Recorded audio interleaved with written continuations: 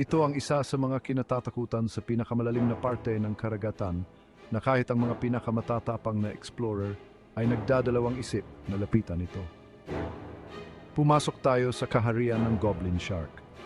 Isang nilalang na parang bangungot at kinikilalang isa sa mga tunay na halimaw ng karagatan.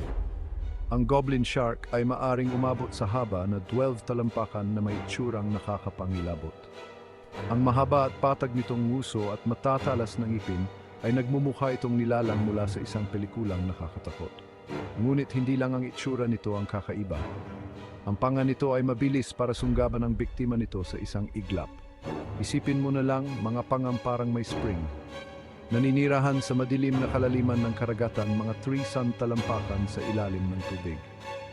Bihirang makita ng mga tao kaya naman nakakadagdag ito sa misteryo nito. Ang mga pating na ito ay mabagal at palihim na naghahanap ng pagkain, umaasa sa pagkabigla para mahuli ang kanilang biktima. Ang kanilang kulay rosas at halos transparent na balat ay nagbibigay sa kanila ng malamulto na kinang sa kalaliman ng dagat. Kaya sa susunod na pag-isipan mo ang mga misteryo ng karagatan, tandaan ang Goblin Shark isang tunay na halimaw ng kalaliman. Gusto mo pa bang matuklasan ang mga nakatagong kilabot ng karagatan? Pindutin ang like button at mag-subscribe.